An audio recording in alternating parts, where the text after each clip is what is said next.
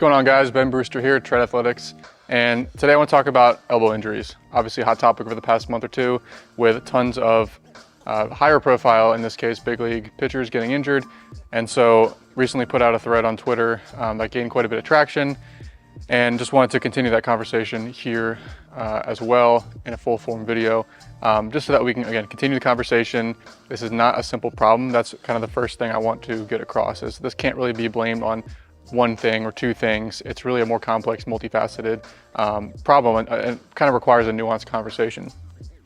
Another thing to highlight here is that this is not a brand new problem. Maybe it's at the forefront and in the spotlight right now because of some of the names that are getting injured at this particular point in the season, and everyone's freaking out. But again, realizing that this is a trend that has been happening over the past decade. It's not something that just appeared in this past couple weeks. MLB is highly motivated to address this. Was recently on MLB Network Radio. Recently had conversations, private phone conversations with, reps from MLB. They're really trying to get to the bottom of this, figure it out. Money is not the limiting factor. They're willing to pour in money to this problem to try to figure it out. So that tells you again how complex, how nuanced this conversation is to try to balance elite performance and throwing 100+ miles an hour with being able to stay healthy. It shows you how complex that issue really is. So we're going to cover the injury trend at the MLB level, look at what the data is showing. We're going to cover the mechanism, so going over load versus capacity, exactly how these injuries are happening at a fundamental level. Go over some of the risk factors. Again, just a dozen or so risk factors. There's plenty more that I'm not going to be mentioning here in this video and that we might not even be aware of yet. Possible solutions. So first things first, is this year actually an anomaly? This was posted by Travis Sawchik on Twitter. There's a great resource that I'll link below. It's a Tommy John surgery database. And so I'll link that below, but you can actually go and look at Tommy John surgeries by year, by organization. And so that's some of the data I'm going to be showing, some of the charts I'll be showing here over the next few slides. But what he pointed out is that, hey, 2024, not really an anomaly at this point in the year compared to 2000, 2014, 2021. Since he posted this though, this was maybe a week and a half ago, there's more since he posted this. So you count Strider, Giolito, you count some of these internal brace procedures, not just Tommy John surgeries. And if you look at UCL surgeries, this year actually would be a record so far at this point in the year with 13. So it's still not an anomaly, still on the higher end, but just goes to show you this isn't an isolated problem that's only occurring this year. If we look at how many pitchers on any given MLB staff or throughout the entire league have had Tommy John surgery, you look at the numbers and look at the trends. In 2016, that was about 25 to 27% of active MLB pitchers on MLB rosters had Tommy John surgery at one point in time. That percentage is now up over 35%. So more than 1 in 3 MLB pitchers has now had Tommy John surgery. So again, just looking at that trend, again, relatively concerning if we look at it from that perspective. MLB TJs by year. So again, you can see 13, 15, 16, 19, somewhere in that range in the early 2000s. Now we're averaging in the upper 20s, low mid 30s. So between 28 to 35 Tommy John surgeries a year. Again, we count the internal braces. We'll see where we end up this year, but wouldn't be shocked if this trend continues. So again, concerning trend. We look at time of year that these injuries are typically occurring, slightly biased towards the start of the season. Again, some have reported and made it seem like it's a massive spike in the first month of the season. It's not really that massive, but the point here is that guys are not really getting hurt, at least as far as UCL injury in the off season. It's primarily from the start of the season through the end of the season, again, slightly biased towards the first 2 months of the season. If we look at it by organization, again, you guys can pause the video and look at these charts in more depth, or go to the Twitter thread and look at it in more depth. But again, no organization has fully figured this out, but by that same token, some organizations seem to be struggling a lot more than others. Look at San Diego all the way on the right here with significantly more Tommy John surgeries at the major league level historically. You look at overall surgeries, so counting reported minor league surgeries. The caveat here is that not every organization is as public about releasing information on if their minor leaguers are having surgery or not. And so this is just the publicly available data. It's possible some of these teams that are ranking, well on this just are a little bit more protective and private about how they release that information. But again, you can see no team has really figured this out. It's an issue kind of across the board, but there are definitely some teams that seem to have higher risk factors than others. So fundamentally, this comes down to a load versus capacity problem. Really, any injury, you look at how do you keep a tissue healthy, and it comes down to managing that equation, load versus capacity, the capacity of the tissue to handle that load. What is load? Takes into account intensity, volume, frequency. We'll talk about that in a second. And capacity, this is things like strength and endurance of that tissue, fatigue, so more fatigued tissue, again, lower capacity, tissue quality, so scar tissue, just really poor tissue quality isn't going to be as effective at actually handling higher loads being transmitted through that tissue. So again, keep this in the back of your mind as we go through this presentation. It's a load versus capacity issue. We increase the load or we decrease the capacity. If that equation gets out of alignment, out of balance, again, that's where injuries fundamentally are happening from. So we talk about intensity. Intensity relates to velocity, also relates to torque. So obviously, there's a strong correlation between torques and between velocity within an individual.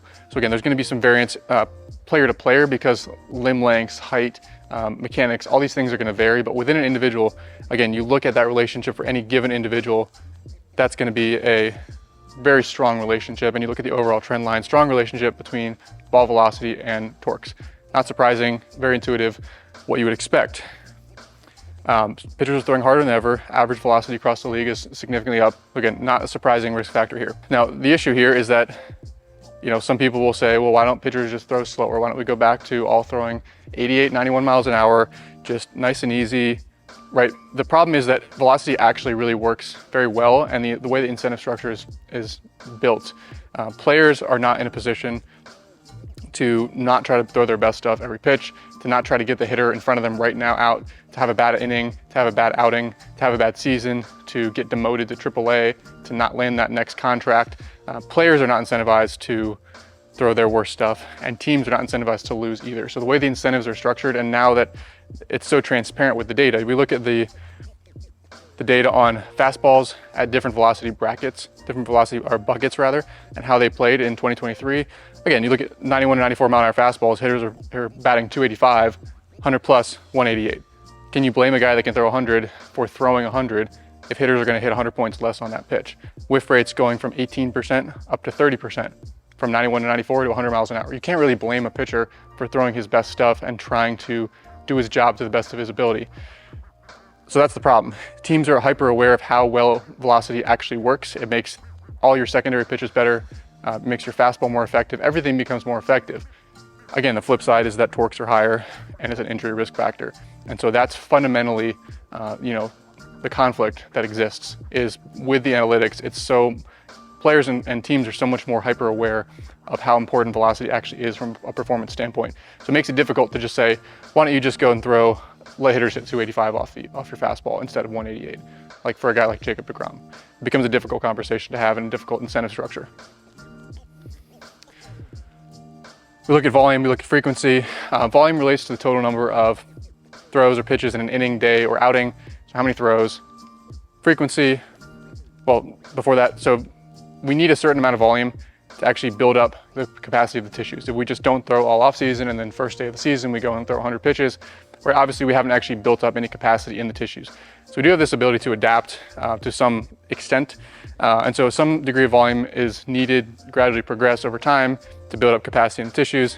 Really the problem is when that volume spikes too aggressively. And so we're trying to avoid these acute spikes in workload, these acute spikes in volume. Frequency, again, relates to how often a pitcher is throwing, long tossing, pitching. So for a reliever, are they pitching back-to-back days? Or we had a player who got hurt last year where the team had him up in the bullpen, warming up, high effort on the mound, 4 days in a row. I think he only got in the game 2 of those 4 days, but he was up on the mound 4 days in a row and ran into issues and was sidelined for 2 months as a result of that. And that was a frequency issue. Our pitchers on a 5-day rotation, or like in college, on more of a 7-day rotation where there's plenty of time to recover between those actual outings. So frequency, all these factors again go into load, or if you want to look at this as workload. So again, balancing the workload side with the capacity side. We look into the actual structure of the UCL and what it's really designed to handle. It's really a reasonably fragile structure. I think we all intuitively know this, but this makes it even more obvious when you look at what studies have found to be the failure rate of the UCL. So in cadavers, when there isn't flexor pronator mass, when there aren't any muscles there to kind of stabilize the elbow, and it's just, hey, what level of loading can the UCL take before it tears? That number is around 32 Newton meters, which is the equivalent of hanging about a 19-pound weight from the arm. Hanging a 19-pound weight, UCL ruptures. Okay, doesn't sound like a lot. Again, the problem here is that hard throwers might be producing 90 to 120 plus Newton meters of torque, right? That's the equivalent of hanging a 50 to 70-pound weight from your arm. So what do we do with that gap? What do we do with that gap between what the UCL can handle and the reality of the torques being created by hard throwing? Obviously, this is where the flexor pronator comes in. This is where the muscles that actually support the joint and support the UCL, protect the UCL, come into play. Right? Why don't we tear our UCLs every single pitch? It's because of the flexor pronator. The flexor pronator's job in this case, not really a direct velocity enhancer. It's not an accelerator, right? You're not accelerating the ball from flicking your wrist or anything like that. Your flexor pronator muscles are contracting isometrically to stabilize that medial elbow. And so that stabilization is preventing that medial elbow from excessively gapping as you go into layback. And so that UCL isn't having to support all of that valgus torque, that would be gapping the medial elbow. Again, because these flexor pronator muscles are able to contract isometrically and stabilize your inner elbow.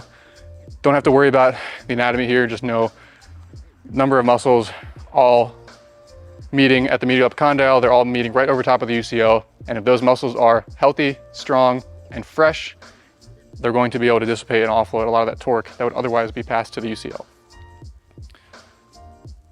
Why this is relevant?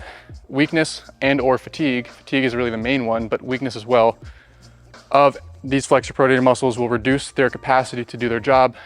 If these muscles' capacity to do their job decreases, now again, we know the UCL is going to be at a higher risk. The UCL is able to dissipate, call it 32 Newton meters, 30 Newton meters, a fraction of what you're actually creating from a torque perspective in 90, 95, 100 mile an hour throws. So pitching through fatigue, this is a huge risk factor. It's unsurprising given everything we've covered.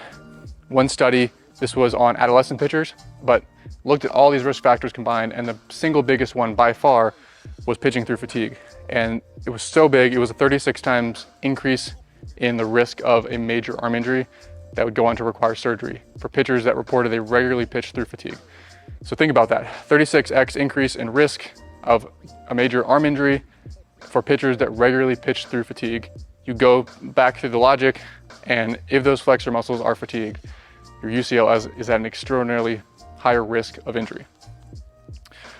So I want to read this quote from the abstract of that study, and keep the load versus capacity equation in mind as we're going through this. The injured group pitched significantly more months per year, games per year, innings per game, pitches per year, warm-up pitches before a game.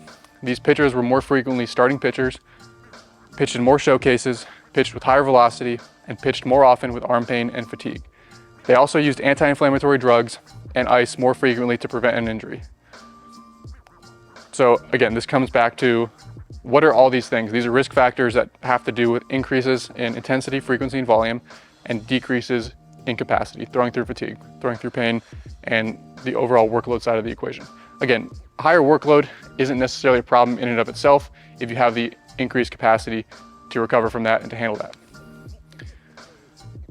Additional risk factors to talk about: one, higher workloads growing up.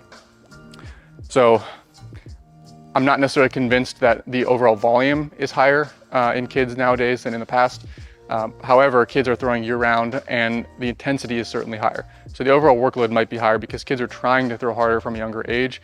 However, in the past, I wouldn't necessarily be positive that in the past pitchers didn't throw a lot more throws over the course of a day.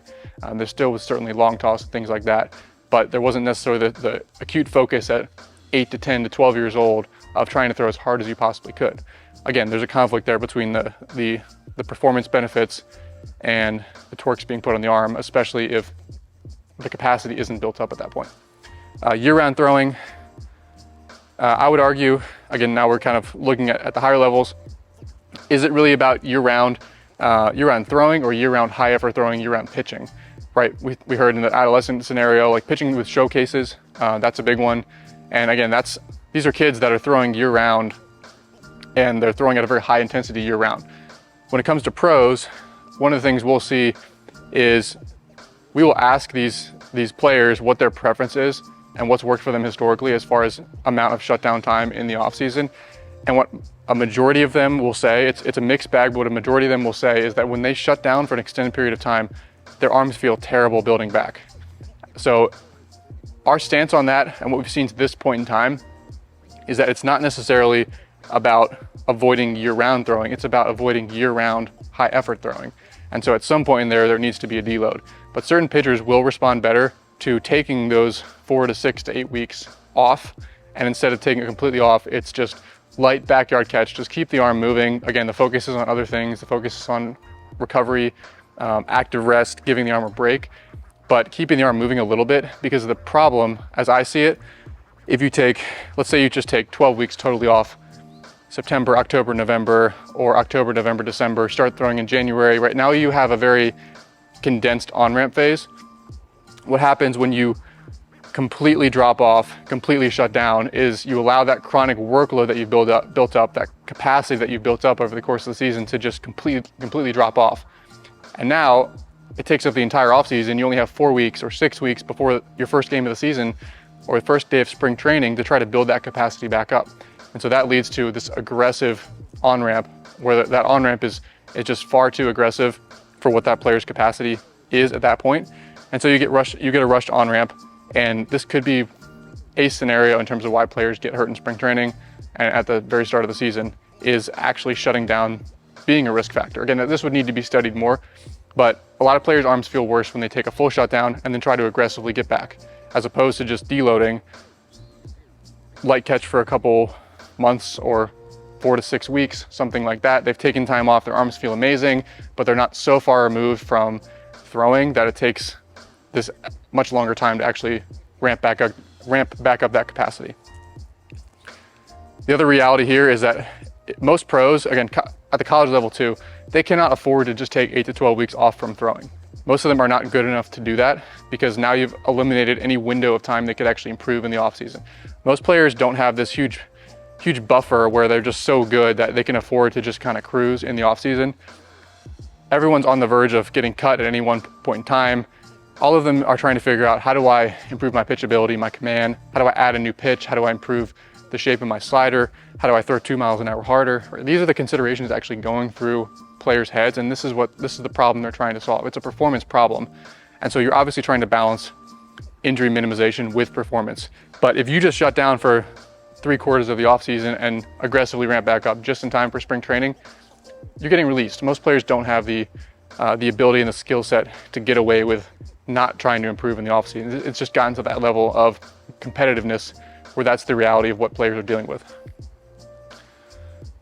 Additional risk factors, spring training evaluation. So again, I don't know the ins and outs of every single organization, how they structure that initial couple weeks of spring training, but a lot of them are from, when I was in these systems, and then again, when I'm still hearing from players, are still doing the every other day bullpen strategy. So the first 2 weeks, they're throwing bullpens just about every other day, 3 times per week. That's a substantial increase in frequency from what most players are doing throughout the offseason. There's a pressure to impress, especially for minor leaguers. They come in first day of spring training, they have a bullpen, the very next day, and they're trying to show what they can do. They're trying to win a spot. They're trying to, start in Double A instead of High A like they finished last year. And so they're letting it rip in bullpens. They're trying to impress. They're throwing high effort. There's TrackMan on every single bullpen. So every single pitch is tracked. There's radar readings. They're looking at the stuff models, and they're projecting out how well the arsenal might play. And they're analyzing players. And again, players know this. Players are trying to impress. And so these bullpens, you've increased the frequency to 3 times a week in a lot of cases. And the intensity also goes up to where they're just throwing as hard as they can. On top of that, increase in frequency to try to impress, to try to win a spot. So I had a player who, again, this year went in that mentality. He was hanging after 2 weeks of spring training, understandably, and he took a lighter bullpen, just kind of cruising 90-91 instead of 94-95. And the team looked at him and asked him, are you hurt? What's going on? What's wrong? Like, why aren't you trying to throw hard? And he was like, I'm just trying to, spot up today. I'm just trying to give my arm a little bit of a break, work on pitch shapes. And they were like concerned about him because now his stuff wasn't grading out how they wanted to in that specific bullpen, pitch to pitch. So again, it's no surprise in some of these scenarios, players are kind of scared to take a lighter day, scared to take a day off, scared to ask for help or tell somebody that they're fatigued. We'll get into that more in a second, because of all the pressure there is to perform, to try to not get cut or to try to win a spot.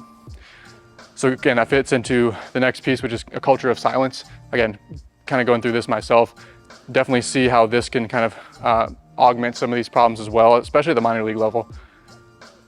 Speaking up on fatigue is generally seen as, weakness. This isn't just baseball, it's most high level sports. You get labeled an injury concern. You're the player who's always injured, you get cut, reasonably quickly. If you're the player who's hurt for more than, for a year straight, if you're hurt, you get cut. Or most players are not good enough to get away with being the guy who's injured, the very next year after he gets drafted, or 2 out of 3 years, like you get cut.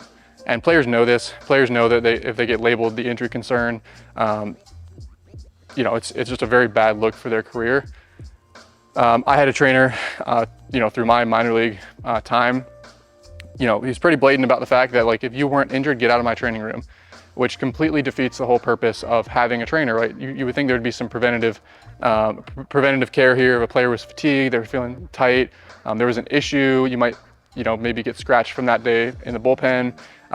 There really wasn't much of that. It was get out of the training room, stop taking my time unless you're already rehabbing surgery, like get out of my room.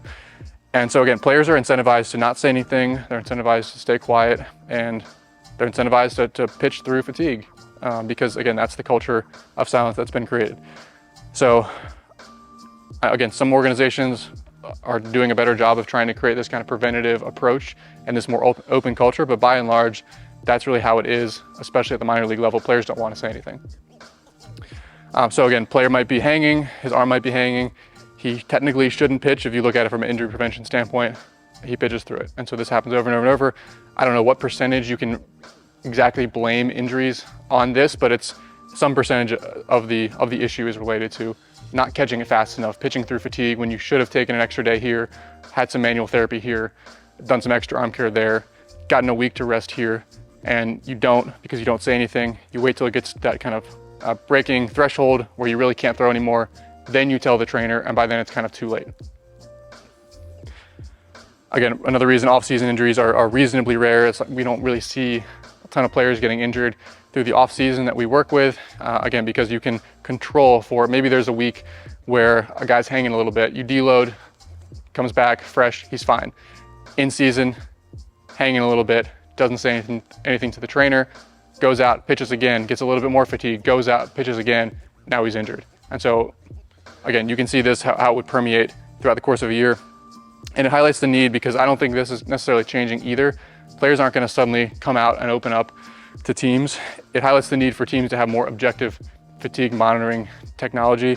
The Arm Care app is one that we've been using, more so geared at the shoulder, but same idea, shoulder, and also being able to monitor fatigue of the flexors is going to be a big push moving forward for the game. What about breaking balls? More breaking balls. So pitchers are obviously throwing harder. They're also throwing a lower proportion of fastballs. So they're throwing harder, but they're also throwing more off-speed pitches.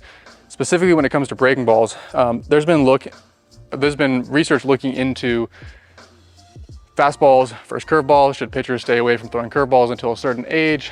Things like this. And the research shows there's slightly higher torques on fastballs. Oh, okay, curveballs must be super safe then. Sweepers must be super safe. That's not necessarily the case. Anytime you're going to be ramping up a new pitch, just recognizing that those different joint positions or different arm slot or different biomechanics does change how that stress, how that force is being dissipated through your body. There's the one side of it looking at, okay, torques are a little bit higher on fastballs, a little bit lower on off-speed. Off-speed must be safe. The flip side of that is there's also research looking at how well can the flexor actually protect the UCL in different positions. And so what one researcher found, Dr. Jimmy Buffy, did a podcast with him in the past, is in his model, what he found is that when the pitcher is in more relative supination, those flexor muscles are actually less able to contract and stabilize the UCL. again, we know the UCL on its own can't really protect itself that well. It's all about the flexor's ability to protect the UCL.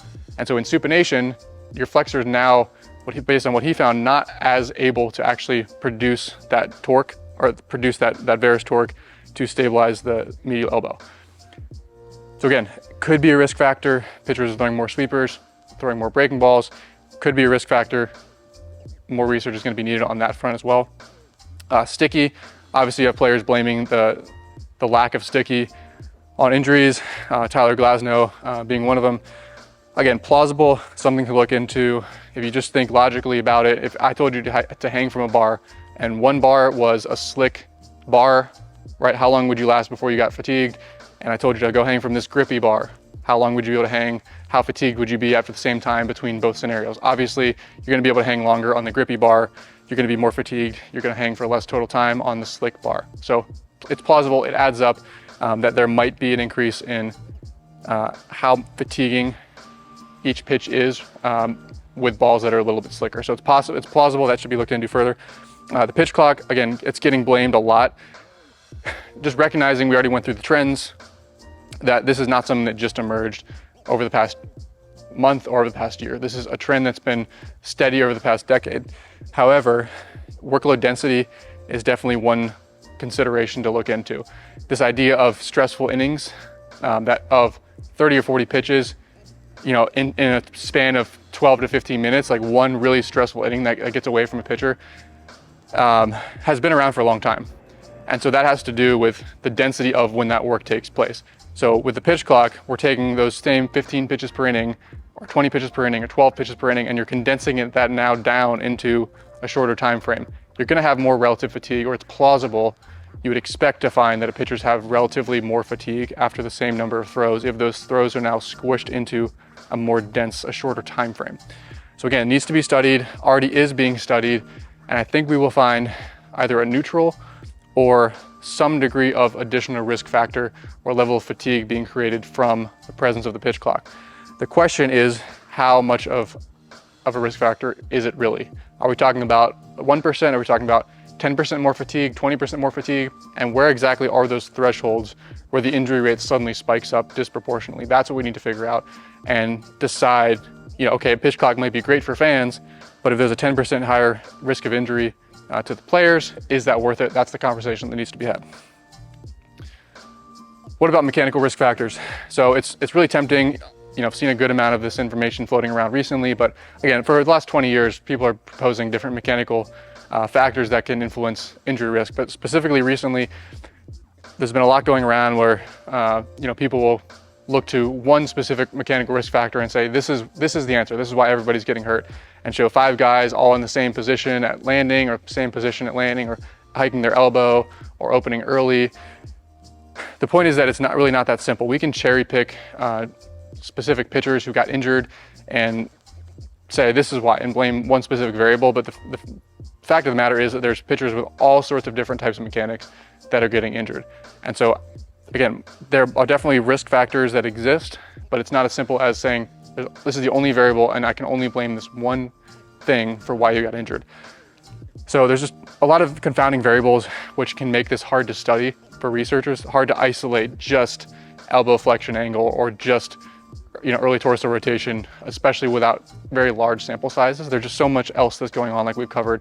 There's fatigue, there's historical workload, there's acute to chronic workload, there's all these other things that factor in and make it hard to isolate just one variable. But the common ones that are cited that I think have some plausibility are early torso rotation, right? Landing early, landing open, forcing more of that velocity to be created from the upper half, potentially leading to more rapid fatigue onset in the flexor. Late arm timing at landing, again, arm being down at landing or below 45 degrees of external rotation at landing, somewhere in this range. Again, arm not in quite as good of a position to actually accept that layback and potentially having to shoot the elbow forward. Again, could be a link there or a risk factor there. Inverted W, similar to late arm timing, but hiking the elbow above the level of the shoulder. This has some plausibility as far as more so probably on the shoulder injury side, where you lose that centration of the joint when you hike way above and you start to get into a little bit of an impingement zone. But that could be a risk factor. excessive elbow extension or low elbow. So this would be like really dragging the arm through layback. This would be a good example right here where that arm is really dragging in relative extension behind the body. You know, this is one where I could feel fairly confident there's a link here, because you look at the UCL anatomy and you look at the different bundles of the UCL. The anterior bundle is the one that's torn in pitchers. That's the one that is repaired in Tommy John. That's the one we're concerned about. That's in a relative position of tension, in that position of relative elbow extension. So you look at where there's relative tension on the UCL, and you look at, there's a logical link between that mechanical flaw, the anatomy of what's going on, and I wouldn't be shocked if we're able to find a substantial increase in injury risk from something like that. Excess supination or pronation, and then muscling up. So just generally not sequencing that energy through the body efficiently, producing more of that energy, more of that effort level from the upper half. I can speak to that directly with, you know, having hip impingement, having multiple hip surgeries. You try to throw without being able to use your lower half, be able to use your back leg. You feel the upper half take over. It's not that I couldn't still find a way to throw 93, 94 instead of 97, 98. It's the fact that for me, the biggest change is that suddenly I'm feeling like I'm throwing all upper half. I feel like I'm throwing all arm. I need a lot more effort to generate that same level of velocity, or even a little lower level of velocity, but it's the fatigue. It's being gassed after 15 or 20 pitches when you can't use your lower half effectively, as opposed to being able to sustain that for 60, 70, 80 pitches when you're able to sequence everything properly, use the lower half properly. So again, potential risk factors, but we can't just isolate any one of them and say, this is exactly why so-and-so pitcher got hurt. At least I don't think we're at that point where we can say that. There needs to be more research done. Again, you'll see pitchers like Jacob deGrom, who I feel have absolutely elite patterning, elite kinematic sequences, still getting injured. It just really highlights the fact that it's not as simple as cherry picking specific mechanical variables, or at least we're not at that point right now with the research to sufficiently defend those positions. Quote from Dr. Glenn Fleissig, which again, I think is plausible. He said, velocity is a factor. All things being equal, throwing 95 miles per hour is more stressful than throwing 90. We already talked about that, the intensity side. He said, but throwing 95 miles per hour with good mechanics is less stressful than throwing 90 miles an hour with bad mechanics. So again, mechanics are probably a risk factor, velocity is probably a risk factor, capacity, all these issues are risk factors. Flaws or features. This is where it gets into the conversation of, if we do find that hiking the elbow slightly above the line of the shoulders or being a hair late is a 1 or 2 or 5% increase in injury risk, do we change it? People on Twitter, you know, some of them were pointing out like it's inexcusable that any major league pitcher could have a single flaw, and how irresponsible is that of the organization is to allow this to happen. And again, what they're missing is that a lot of these quote unquote flaws are actually features in a player's mechanics. It's how they've been throwing for the past 20 or 25 or 30 years. And part of what has made them successful in many cases. It's the timing, it's the intricate nuance of how they've coordinated their body that allows them to create that crazy shape on a sweeper, that arm side run on a sinker, or that deception. I mean, would you change Chris Sale's delivery if we found out that having an elevated glove side, you know, by a couple degrees made his injury risk 1% higher? Right? Are you gonna change that, or are you gonna allow that deception that he's created and that success he's having to continue to exist? So it's possible that we do find over time certain inefficiencies will marginally increase injury risk. But again, this doesn't mean that orgs should immediately jump to change every single mechanical risk factor that they see. Again, tinkering with mechanics is one of the easiest ways to either help or drastically hurt and end a pitcher's career by ruining what makes them special in the first place.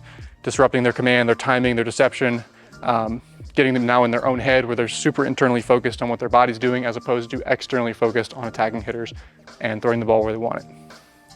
Would you risk a pitcher's special sauce to decrease injury hypothetically by 10%? Maybe 5%, 1%, 0.1%, right? That's the conversation. And it's not as simple as just identifying a risk factor, and you have to now change a pitcher's mechanics. Injury prevention is not the number one consideration for most players and organizations, right? It's a part of the conversation now. It's at the forefront of the conversation, but players are not sitting there in the offseason saying, how can I not get injured this year?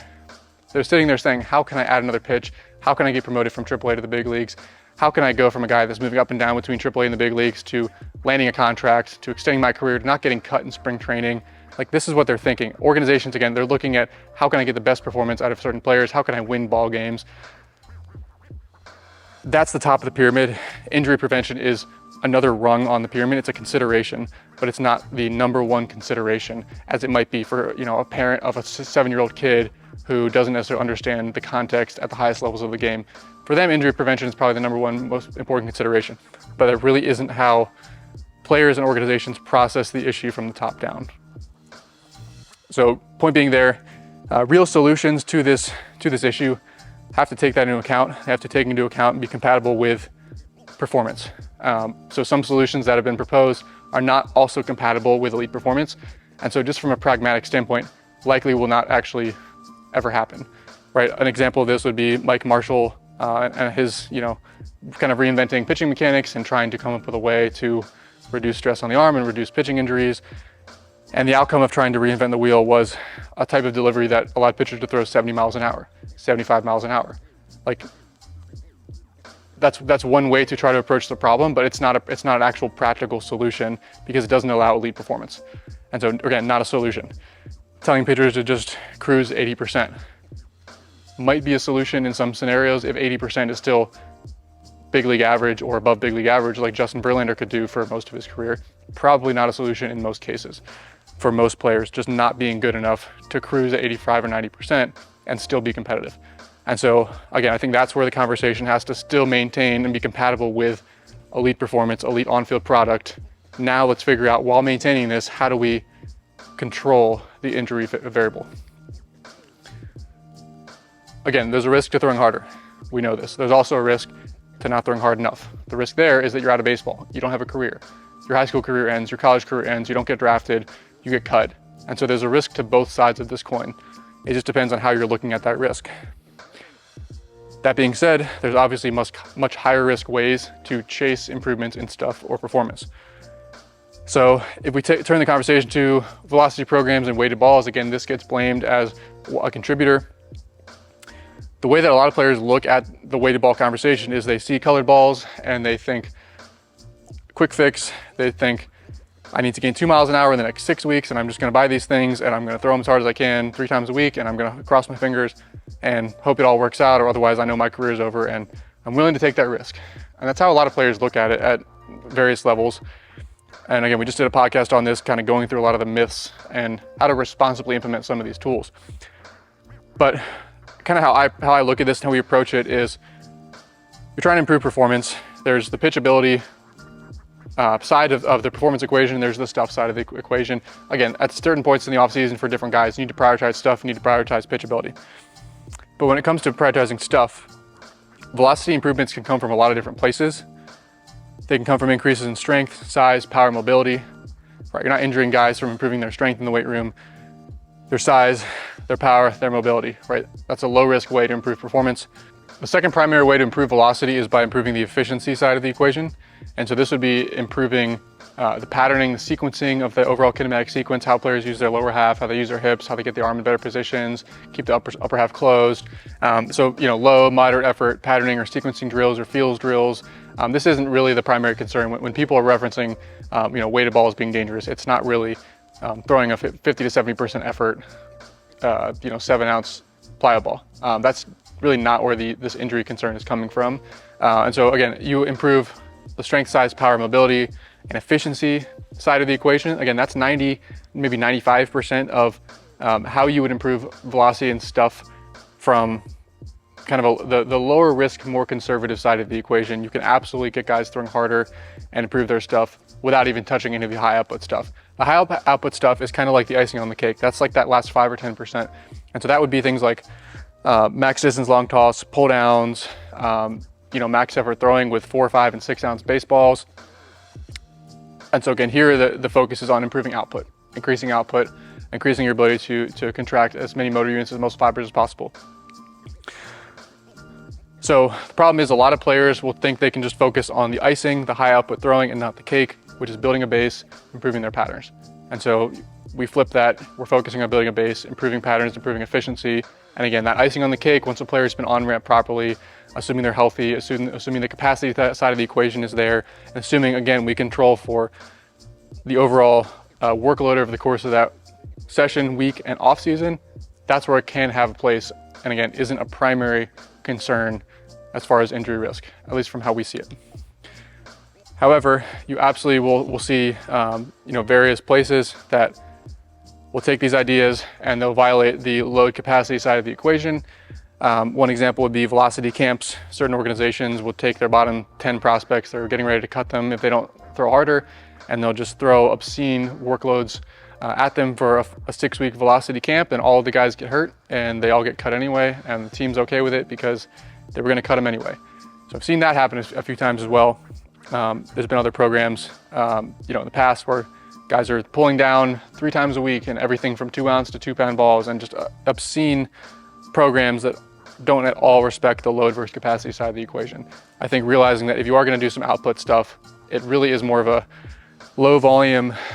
Because it's such high intensity, you need to also counteract that by having relatively low volume of throws. So if you're going to do pull downs, maybe you need 10, 12 pull downs once a week. It doesn't need to be 50 pull downs, 40 pull downs. And a lot of players don't understand that. They're doing it unsupervised. They don't have a program. They don't have a strength base. They don't have a coach overseeing any of this, managing that side of the equation. We go to possible solutions. One that I've proposed, again, not just me, lots of people have proposed this, but I think 6 to 7 day rotations is an interesting idea because, again, now you just give more flexibility, more wiggle room over the course of a season. If a pitcher is having issues recovering, maybe they're a little bit sore, maybe they're not 100% recovered by that next start. Again, they're going to have plenty of time with that extra day or two to be fully recovered. Again, you go to the college levels where that's the norm. 7-day rotations are the norm, and again, just an interesting potential solution. I don't think realistically that would actually go through because, again, if pitchers aren't making as many starts, teams are not going to pay them as much money. Players are not going to want to make that concession. So I don't know how realistic that is to expand rosters and go from 5-day to 6 or 7-day rotations.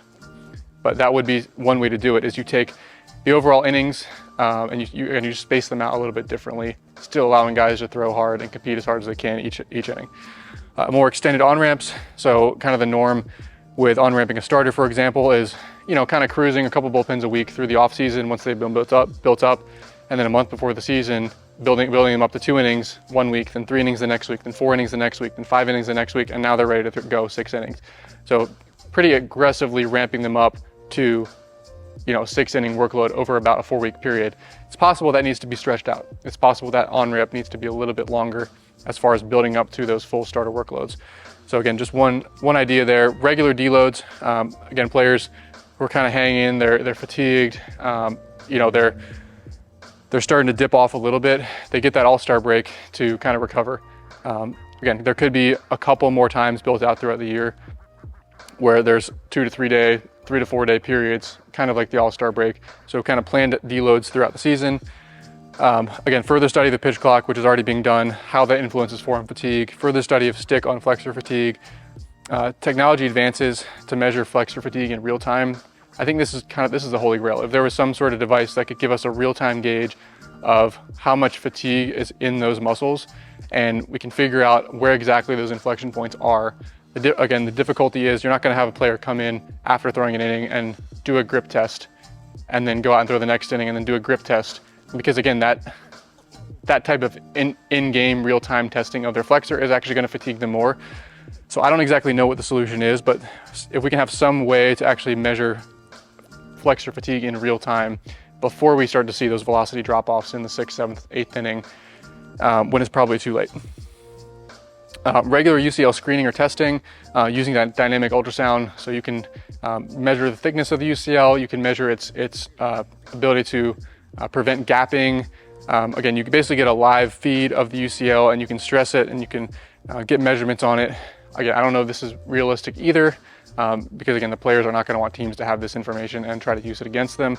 But this is another idea for how we can have a better idea of how players' UCL is actually responding to that stress over the course of a season. Again, additional research of biomechanical factors, all the factors I mentioned, and many, many more. How do those correspond to injury risk?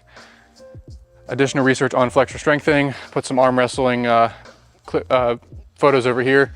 But these guys at the top level, I mean, they're regularly producing 100, 150 pounds, like insane torques in terms of internal rotation, and not blowing, like doing that for a 30-second plus or minute long. You look at the type of training they're doing, you look at the type of development they get in the pronator, in their FCU, in their FDS, and again, there could be some carryover in terms of the types of training they do to actually build that capacity side of the equation and strengthen the flexor to handle insane loads. Could be some carryover in terms of how we adjust training for pitchers to bulletproof that flexor. Long-term ambitions for us, again, it's a very multifaceted problem. It's not as simple as just addressing one component. I think viewing it not as solving the problem, right? We're never gonna eliminate arm injuries. It's more about reducing the risk. Can we mitigate and reduce these risks to be manageable? One of our advantages is we have such large sample sizes and such a large potential data set. Working with thousands of players at once, having, again, thousands of players passing through our facility in Charlotte in any given year, having motion capture data, being able to start collecting and synthesizing this data in terms of their strength numbers, force plate data, range of motion, mobility testing, their injury throwing workload history, being able to get Edgertronic and TrackMan data and see their pitch metrics and movement. How do all these things across 10,000 plus data points, how can we start to figure out where some of these correlations lie? And so again, there's like immense value to having large data sets, and we're within 2 to 3 years away from having those types of statistically significant numbers and being able to really study that data set on scale. So that's going to be our contribution and how we plan to approach the issue. So I think there's some kind of quick band-aids and potentially rule changes, things that MLB could try to implement a little bit sooner, but long-term it's going to come down to research, better fatigue tracking, and just recognizing that it's a more complex issue than a lot of people initially thought. So hopefully you guys got value out of that video. If you have any questions, drop those down below. And then if you don't have anywhere to train this summer, you're interested in what we have going on, go ahead and shoot us an email to contact@treadathletics.com. Look forward to hearing from you guys. Thanks again.